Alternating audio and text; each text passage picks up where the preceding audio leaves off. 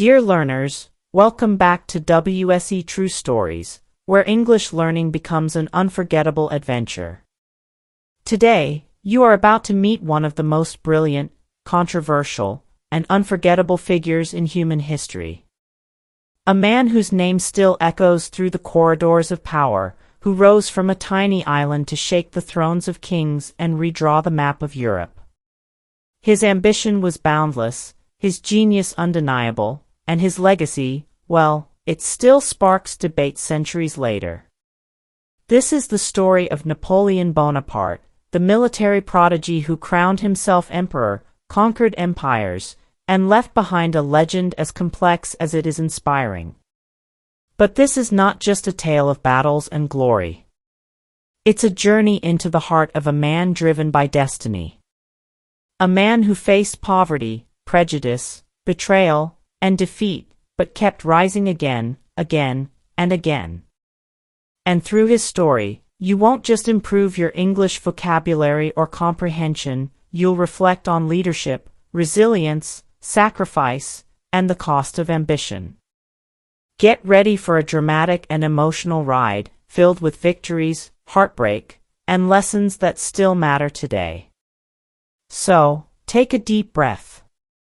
Focus your mind. Because the storm of Europe is about to awaken. Let's begin the journey.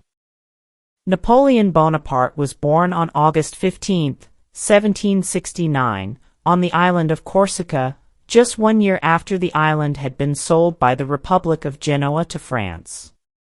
His arrival came at a time of great tension. Corsicans, proud of their unique culture and long resistance to outside rule, had only recently lost a bitter struggle for independence. Though Napoleon would become one of France's most iconic figures, his early years were shaped by a deep sense of not quite belonging. He was the fourth of 11 children born to Carlo Bonaparte and Letizia Ramolino, minor nobles of Corsican society. Though his family claimed noble status, their wealth was modest. And while his father supported French rule, securing Napoleon a scholarship to study in mainland France, Napoleon grew up feeling Corsican at heart, and somewhat alienated from the French elite. In school, the young Napoleon stood out. Not for his charm or popularity, he spoke French with a thick Corsican accent and was often mocked for it, but for his fierce intelligence and sharp memory. He devoured books on history, especially those about Alexander the Great and Julius Caesar. He studied hard, kept to himself, and showed a quiet, burning ambition. Even as a boy, Napoleon saw himself not as a follower of fate, but as someone who would shape it. At the time, France was a powerful kingdom under King Louis XVI, but cracks were beginning to show. Society was rigid and divided into three classes: the clergy, the nobility, and the commoners, with little opportunity for social mobility. The rich lived in luxury while the poor struggled under heavy taxes. Tensions were rising across the country, and whispers of revolution were already in the air. This imbalance of power and privilege left a lasting impression on Napoleon. He understood early that merit, not birthright, should define a person's worth. This belief, though it would be challenged many times in his life, would become a central theme of his leadership.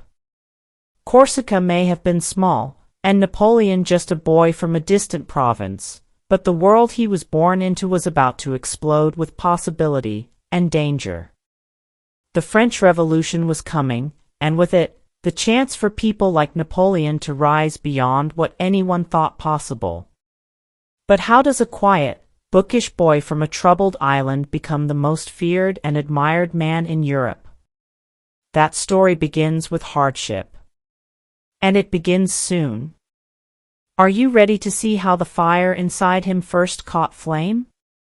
At age 9, Napoleon left Corsica for the first time and arrived in mainland France to study at a military academy in Brienne-le-Château. It was a lonely, difficult transition. Surrounded by sons of wealthy French aristocrats, Napoleon was immediately marked as an outsider. His Corsican accent, his modest clothes, his quiet and intense demeanor, all made him a target for mockery.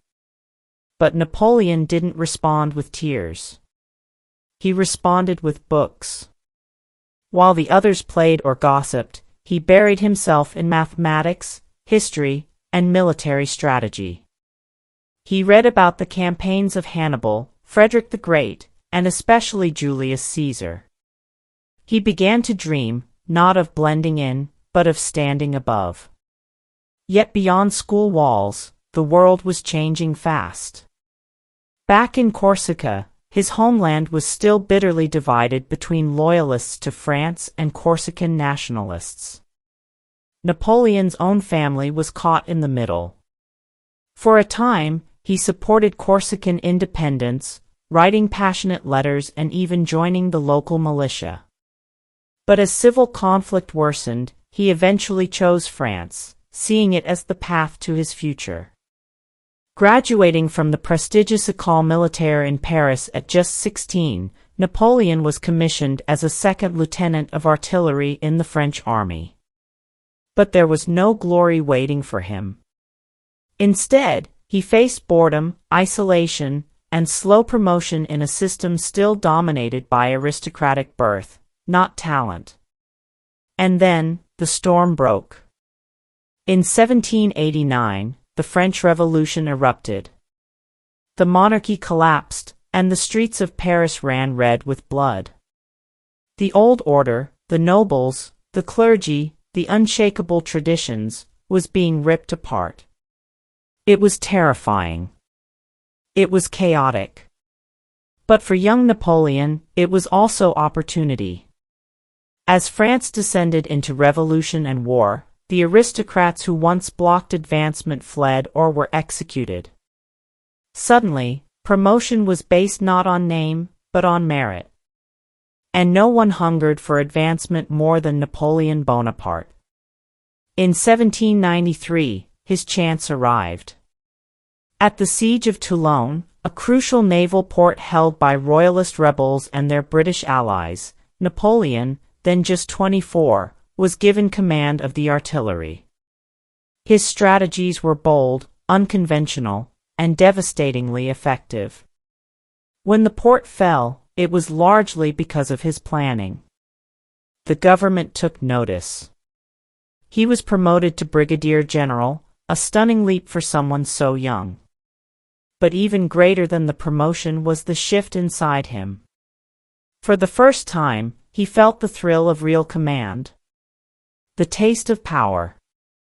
The knowledge that he could move men like pieces on a chessboard, and win. But power has a price. The revolution Napoleon now served was becoming bloodthirsty. Political alliances were fragile. And one wrong move could send anyone, even a rising star, to the guillotine. He had made his first mark on history, yes. But the danger was only beginning. How far would he go to survive, and to rise? The fall of Toulon had made Napoleon Bonaparte a name worth watching, but it had also made him a target. In revolutionary France, fame was as dangerous as obscurity. Jealous rivals whispered in dark corners.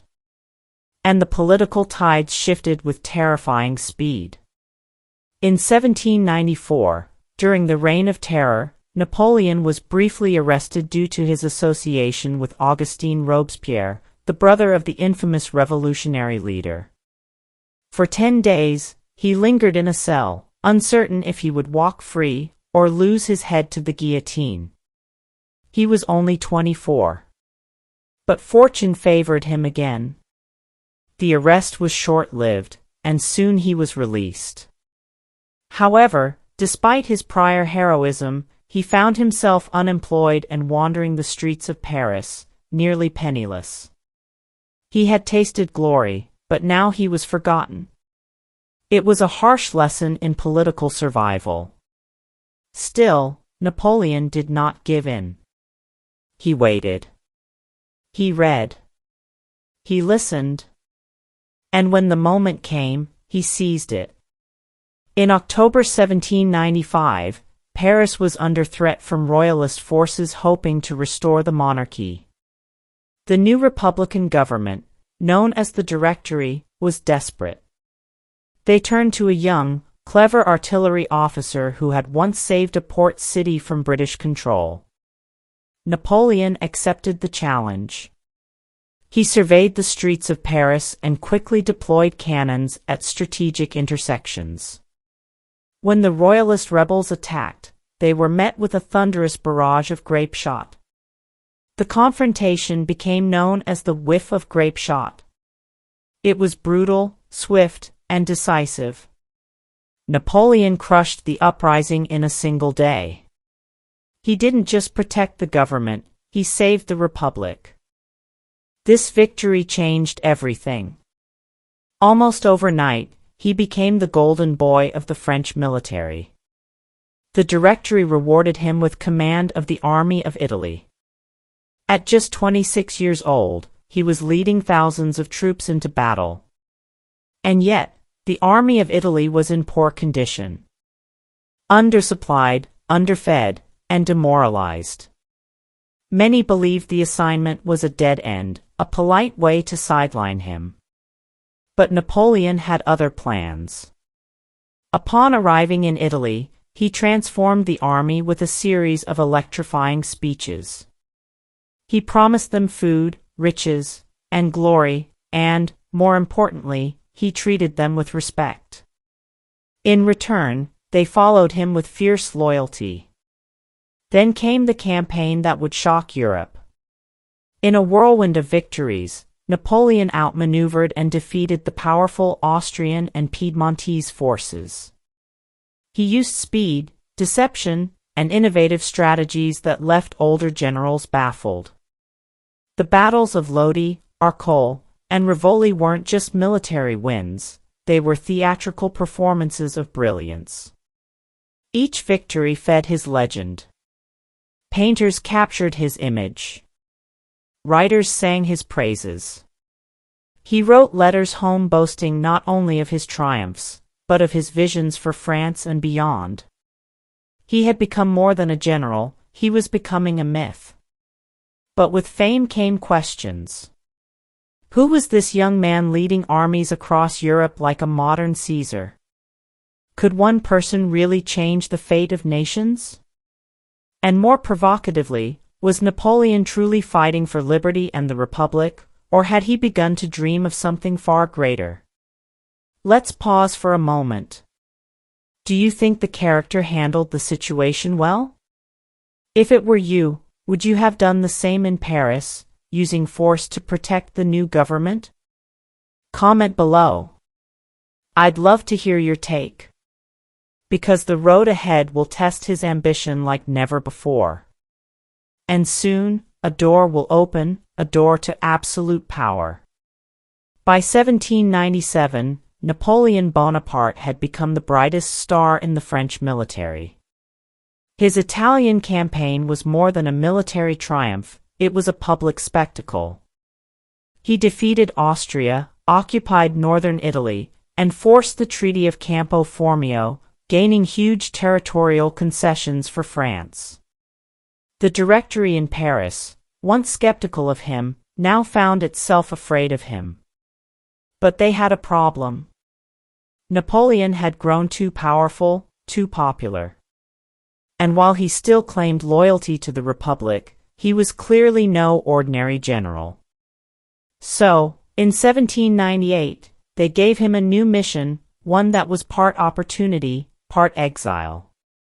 The plan was audacious. Napoleon would lead an expedition to Egypt. Officially, it was to disrupt British access to India by seizing control of the eastern Mediterranean. Unofficially, it was also a way to send their rising star far from Paris. Napoleon agreed instantly. He didn't just want to fight wars, he wanted to make history. Egypt was more than a battlefield. It was the cradle of ancient empires. And Napoleon saw himself as the heir to that legacy.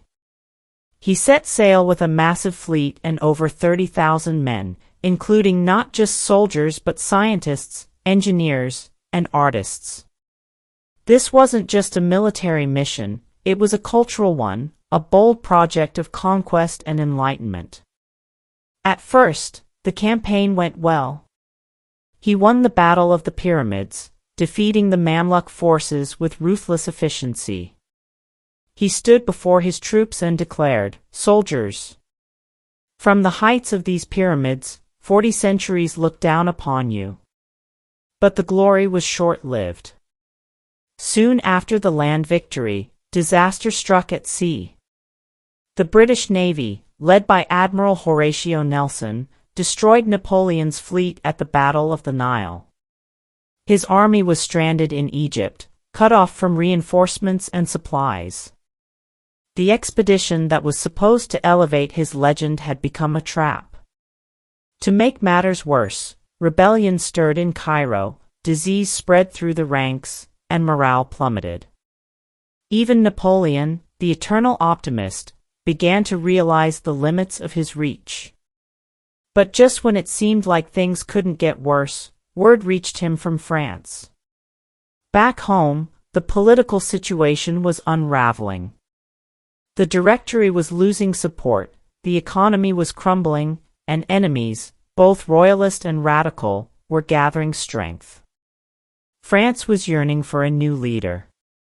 Someone strong. Someone decisive. Someone like Napoleon. In the dead of night, in August 1799, he abandoned his army and slipped away aboard a small ship, risking capture by the British Navy. It was a daring move, some called it betrayal. But Napoleon knew one thing: power was waiting for him in Paris, and he would not let it pass him by. He arrived in France to a hero's welcome. The public still adored him. The politicians were desperate. And in November of that year, he made his move. With the help of allies inside the government and the military, Napoleon staged a coup d'état. The Directory was dissolved. A new government was formed, the Consulate. And at its head was First Consul Napoleon Bonaparte. At just 30 years old, he had seized control of the most powerful republic in Europe. It was a stunning moment. In less than a decade, Napoleon had gone from a poor Corsican outsider to the leader of France. But this was no accident. It was the product of brilliant calculation, extraordinary talent, and an unshakable belief in his own destiny. Still, many wondered, what did Napoleon really want? Peace? Reform? Or something more? Was this the beginning of a brighter future for France, or the start of a new kind of tyranny? As first consul, Napoleon Bonaparte wasted no time in reshaping France. He reformed the tax system, stabilized the currency, and brought peace to the countryside. He signed the Concordat with the Pope to ease religious tensions, and implemented the Napoleonic Code, a civil legal system that would influence the laws of nations across Europe for centuries. Efficiency replaced chaos. Order replaced disorder. And for many in France, it felt like a new dawn. But that new dawn came at a price. Napoleon had promised liberty, but increasingly, his rule leaned toward control. Newspapers were censored. Political opponents vanished. The ideals of the revolution, liberty, equality, fraternity, were now being molded to fit the vision of one man. And his vision grew ever more ambitious. In 1804, with the country behind him, Napoleon took a dramatic step. In a lavish ceremony at Notre Dame Cathedral, attended by the Pope himself, Napoleon crowned himself Emperor of the French. Not the Pope. Himself. It was a moment thick with symbolism. He wasn't just taking power, he was claiming destiny. He was saying, I owe my crown to no one. France, a republic born in revolution, now knelt before an emperor. Many applauded. Others shuddered. But no one could deny that Napoleon had become something larger than life. Yet with the crown came a greater storm. Europe's monarchies, Austria, Prussia, Russia, and above all, Britain, viewed Napoleon as a threat to the old world order. He wasn't born into nobility. He had risen by merit and by force. And he promised change on a scale they could not tolerate. So they went to war. The years that followed were a whirlwind of battle. Napoleon's grand army swept through Europe like a force of nature. At Austerlitz in 1805, he faced the combined armies of Russia and Austria and won one of the most brilliant victories in military history. He predicted their moves before they made them. He lured them into traps. He shattered their alliance in a single day. Then came Jena, Friedland, Wagram, victories that crushed opposition and expanded the French Empire to its greatest size. From Spain to Poland, Napoleon placed family members on thrones. He redrew maps, rewrote treaties, and reshaped laws. He believed he was building a new Europe, an enlightened empire, guided by reason and led by strength. But with every victory came more enemies. The Peninsular War in Spain turned into a bloody quagmire of resistance and guerrilla warfare. British troops under Wellington arrived, grinding down French forces in a war of attrition. And beyond the mountains, across the continent, one empire waited silently. Russia. Napoleon knew that as long as Russia stood defiant, his vision for Europe would never be complete. So, in 1812, he made a fateful decision. He would invade. He gathered an army of more than 600,000 men, French, German, Polish, Italian. The largest Europe had ever seen. It was a show of power. But it would also become his greatest test. They marched east, chasing a retreating Russian army deeper and deeper into the vast and frozen countryside. Towns were burned. Supplies vanished. And still Napoleon advanced. In September, he reached Moscow. But instead of victory, he found the city abandoned, and in flames. The Russians had torched their own capital to deny him shelter and resources. Winter approached. His men were exhausted. There was no triumph, only silence, smoke, and bitter cold. Napoleon hesitated. And then, he ordered a retreat. It was the beginning of the end. The march back was a nightmare. Starvation, disease, desertion, and relentless attacks by Russian forces decimated the Grand Army. Of the 600,000 who marched in, fewer than 100,000 made it out. This wasn't just a defeat, it was a catastrophe. But here lies the deeper tragedy. It was not caused by betrayal or by chance. It was a decision Napoleon made, knowing the risks. Knowing the sacrifice. Believing he could bend fate to his will, as he always had. And this time, he was wrong. If you were in Napoleon's shoes, would you have invaded Russia? Was his ambition blinding, or was he simply trying to finish what he started? Let us know in the comments. History often asks difficult questions, but only time reveals their answers. Because as Napoleon returned to Paris, weakened but still standing, he realized the world had changed. His enemies were gathering. And now, the fall would begin. The Russian disaster shattered Napoleon's aura of invincibility, but it didn't erase his past. Despite the immense losses of 1812, he returned to Paris and immediately began rebuilding. His genius hadn't vanished. His will hadn't broken. And France, still stunned by the collapse, looked once more to the man who had once lifted it from chaos. He rallied a new army, smaller, less experienced, but fiercely loyal. And for a moment, he pushed back the tide. In 1813, at the Battle of Dresden, Napoleon won another remarkable victory against larger coalition forces. Even in decline, his tactical brilliance shone. He still understood terrain, movement, and timing better than anyone.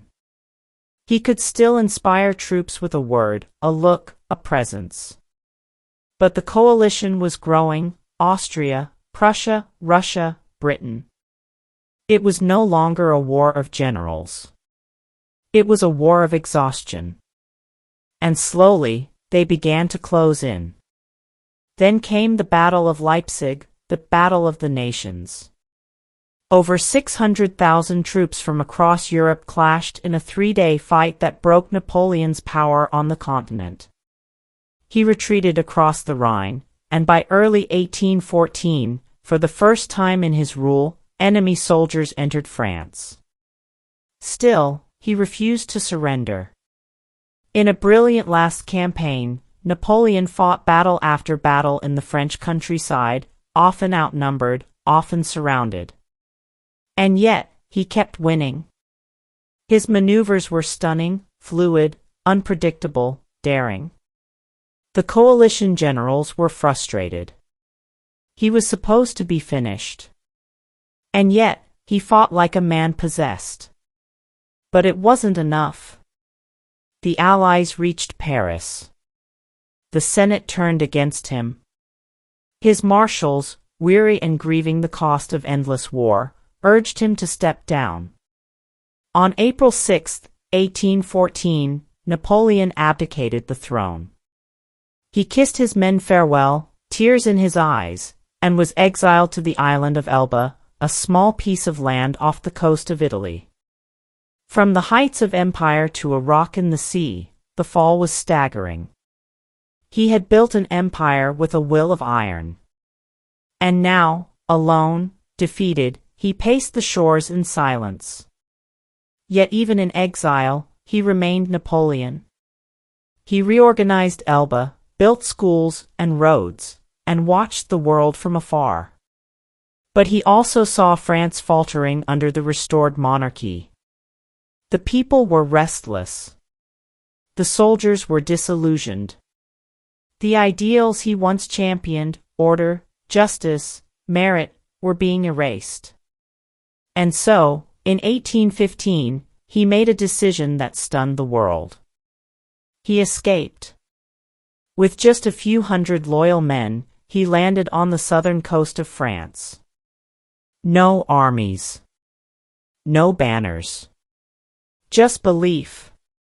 Soldiers sent to capture him instead bowed and joined him. Villagers cheered. His old army came running. France erupted. The king fled. Napoleon had returned. And for one last, breathtaking moment, he ruled again. This period became known as the 100 Days, a final, extraordinary chapter in a life already overflowing with drama. In those weeks, Napoleon restored order, proposed a new constitution, and prepared for the inevitable war. The Allies moved quickly. Britain and Prussia were already assembling armies. Napoleon acted fast, hoping to strike before they could unite. It all came down to one final gamble. A quiet Belgian village. A name that would echo through history. Waterloo.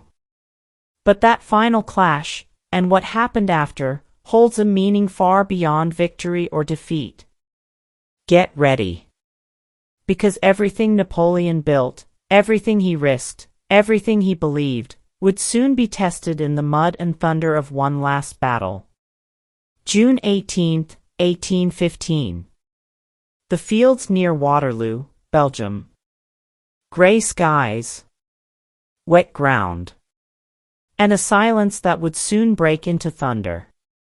Napoleon faced the Duke of Wellington, commander of the British forces, and Marshal Blucher's Prussian army, approaching from the east. He had planned carefully. He still believed.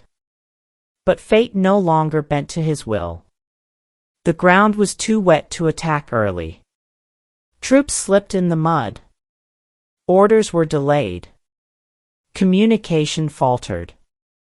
And then, when it mattered most, Marshal Grouchy, tasked with blocking the Prussians, failed.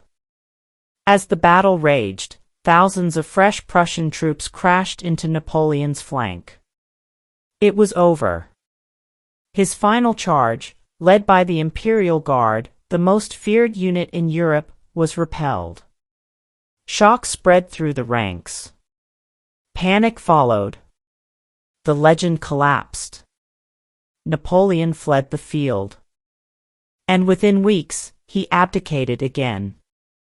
But this time, there would be no generous exile. The British sent him to St. Helena, a remote island in the South Atlantic, windy, barren, and impossible to escape. There, under the watch of British guards, he lived his final 6 years.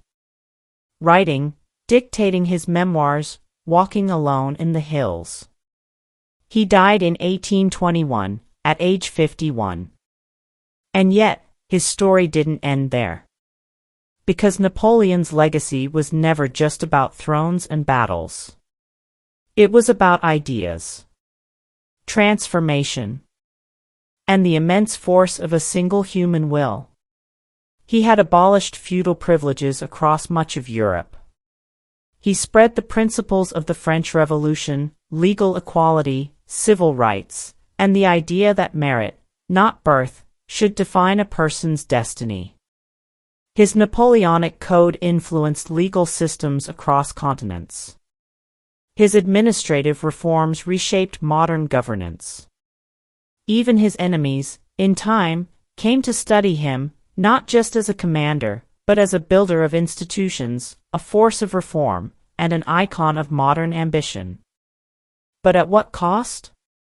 He left millions dead, nations in ruins, and families shattered by decades of war. His lust for power, once in the name of liberty, too often consumed the very ideals he claimed to serve. So was he a tyrant or a liberator? A monster of ambition or a visionary ahead of his time? And here's a question for you to consider. If you were in Napoleon's position, blessed with genius, adored by millions, handed ultimate power, would you have chosen to stop, or would you have done exactly what he did? Let me know in the comments. I'd love to hear your thoughts.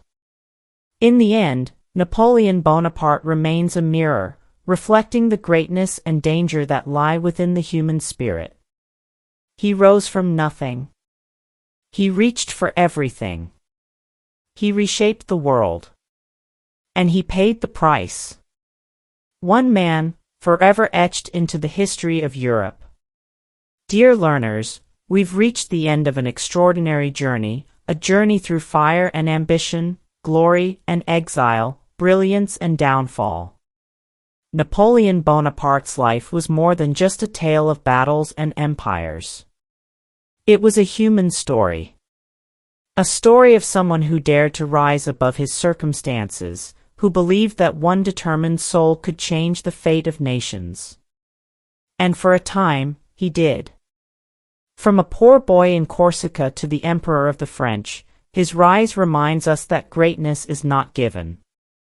It is earned through vision, discipline, and an unshakable will. But his fall also teaches us something deeply important. That unchecked ambition, if not tempered by humility, can turn a hero into a cautionary tale. And perhaps that's why his legacy is still debated. He inspired admiration and fear, loyalty and rebellion. But no one remained indifferent. Because Napoleon asked the world to look closer, not just at history, but at the soul of leadership itself. So let me ask you, one last time. What lesson do you think can be learned from Napoleon's story? Was he a warning or an inspiration? Share your thoughts in the comments. I'd love to hear your perspective.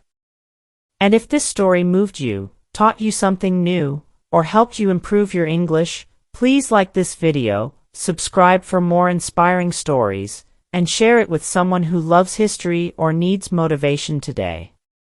Until next time, keep learning, keep reflecting, and above all, keep believing in the power of your own journey. Goodbye for now.